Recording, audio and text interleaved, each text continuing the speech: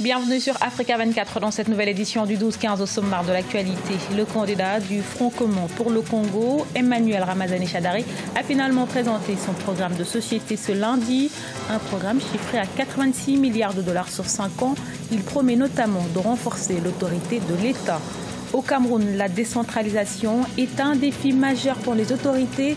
Ainsi, le gouvernement annonce un investissement de 45,7 milliards de francs CFA afin de renforcer les chantiers de la décentralisation déjà entamés.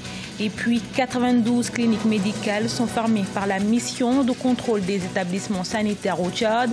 Selon la mission, 12% des établissements sanitaires ne respectent pas les normes en vigueur dans le pays. Non, je ne me représenterai pas pour un troisième mandat en Mauritanie. Le président Mohamed Ould Abdelaziz rappelle qu'il compte bien respecter la Constitution, mais qu'il entend aussi les appels de ses partisans en vue d'un maintien au pouvoir. C'est ce qu'il a affirmé ce mardi 20 novembre lors de l'ouverture du festival culturel de Oualata dans le sud du pays. Occasion également pour le chef de l'État de préciser ses intentions pour la prochaine élection présidentielle et d'évoquer la sécurisation du Sahel et la lutte contre le terrorisme dans la sous-région et en Mauritanie.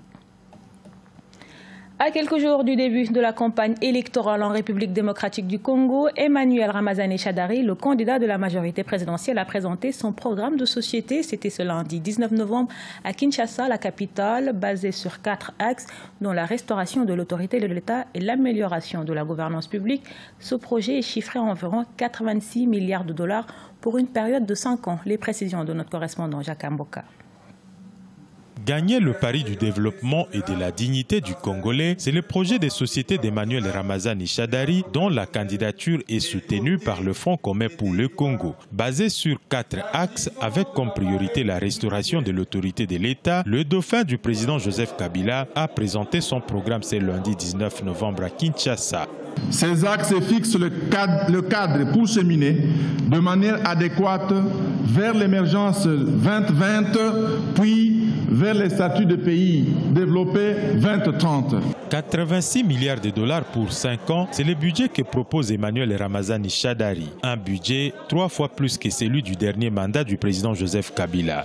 La République démocratique du Congo, avec toutes ses richesses, dispose de tout, selon Emmanuel Ramazani Shadary, pour un budget conséquent.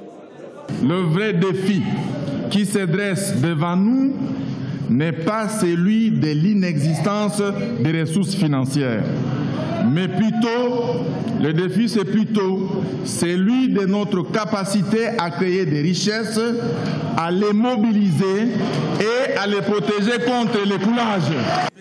Le candidat du FCC à la présidentielle du 23 décembre espère, s'il est élu, améliorer la gouvernance publique et la construction d'une économie diversifiée et compétitive.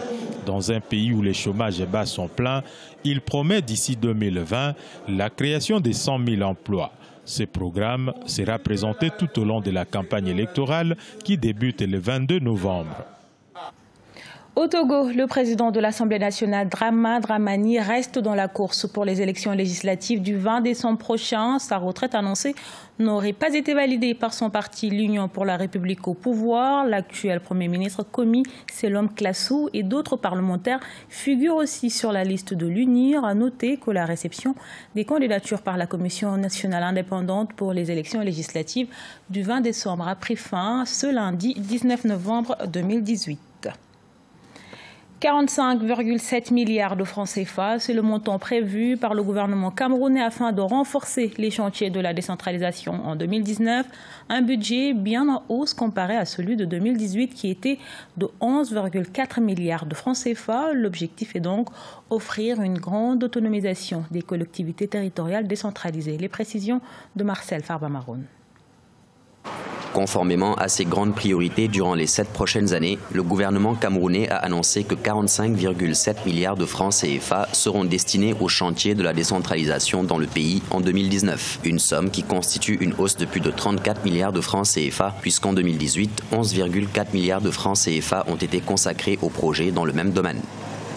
47 milliards, là, de mon point de vue, c'est largement insuffisant. Et il y a certaines institutions de la décentralisation qui ont été nécessitées. Si vous prenez le cas de la bourse, voilà, Stock Exchange, il est possible que, en tant que collectivité territoriale décentralisée, vous accédiez à cette bourse pour aller lever des financements. L'enveloppe sera examinée pour adoption à l'Assemblée nationale afin de mettre en place des conseils régionaux dont les premières élections régionales sont prévues en 2019.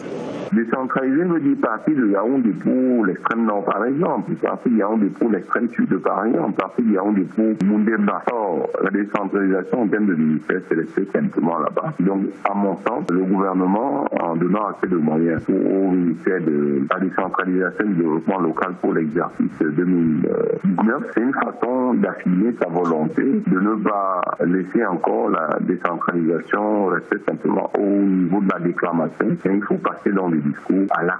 Au Cameroun, la décentralisation consiste en la cession progressive par l'État aux collectivités territoriales décentralisées de compétences non exclusives, accompagnées de ressources humaines, techniques, matérielles et financières adéquates. Elle permet de promouvoir la démocratie participative, la gouvernance et le développement locaux sur les plans social, économique, sportif et culturel.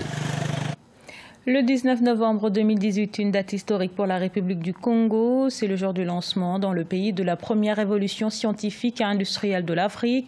Ce projet du docteur congolais Itou Sibara ambitionne de faire du continent la plus grande réserve de pétrole et de minerais renouvelables. Reportage de notre correspondant Jacques Mboka.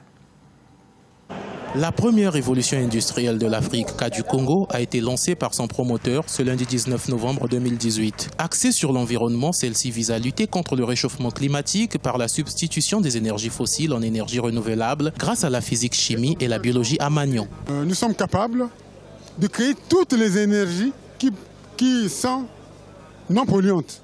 Toutes les énergies renouvelables, nous les créons au laboratoire pour réellement préserver l'environnement. Donc nous invitons tous les Africains à se joindre à nous pour que nous travaillions et que nous ne soyons pas comme des morts-nés, comme on y pense.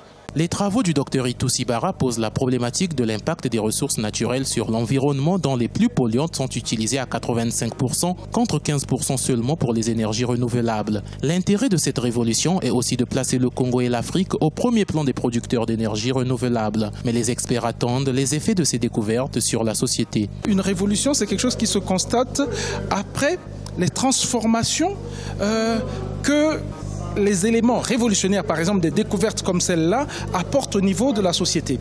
Et dans le cas présent, pour le moment, nous n'avons pas les effets de cette recherche sur la société. Non seulement nous apprenons des théories anciennes, mais ces théories nouvelles aussi nous permettent de mieux cadrer notre avenir. Cela fait partie de nos priorités pour nous les étudiants, de participer. Le docteur Itou Sibara produit déjà le pétrole renouvelable dit à Magnon dans la cour de son académie. Il ambitionne de faire du continent africain et du Congo en particulier la plus grande réserve du pétrole et des minerais renouvelables. La révolution scientifique industrielle de l'Afrique qu'il vient de lancer devra s'étendre jusqu'en 2050. Jugés illégaux et irrespectueux des normes sanitaires en vigueur au Tchad, la mission de contrôle des établissements sanitaires ferme 92 cliniques médicales. Près de 2/3 de ces centres de santé privés importent des médicaments d'origine douteuse et ne respectent pas leur cahier de charge, toujours selon la mission. Et pour assainir le milieu, les autorités annoncent la création d'une police sanitaire. Reportage de notre correspondant Mohamed Ramadan, commenté par Badhawe Adidjatou. Au Tchad, d'après un récent rapport de la mission de contrôle des structures privées de santé, 12% des établissements sanitaires ne respectent pas les normes en vigueur dans le pays. Pour faire le ménage, le gouvernement a annoncé la fermeture éventuelle des 92 établissements sur les 321 contrôlés et la mise en demeure de 101 autres. Assainir le secteur pharmaceutique pour préserver nos populations de tous ces vendeurs de mort à vil prix et maintenant la confiance des populations du système de santé de notre pays. Sur 1 million de décès du paludisme dans le monde, on estime que 200 000 environ auraient pu être évités si les patients avaient été soignés avec des vrais antipaludéens.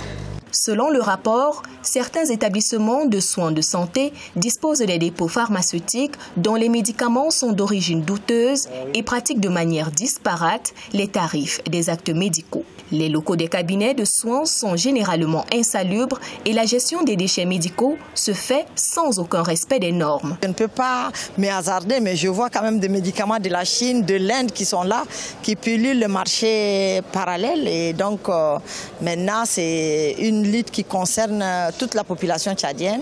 Ça ne s'arrête pas seulement au niveau des pharmaciens, mais on aimerait que les ministères concernés nous accompagnent. Par rapport à ça. C'est vrai, la lutte est vraiment longue, mais quand même, on a commencé.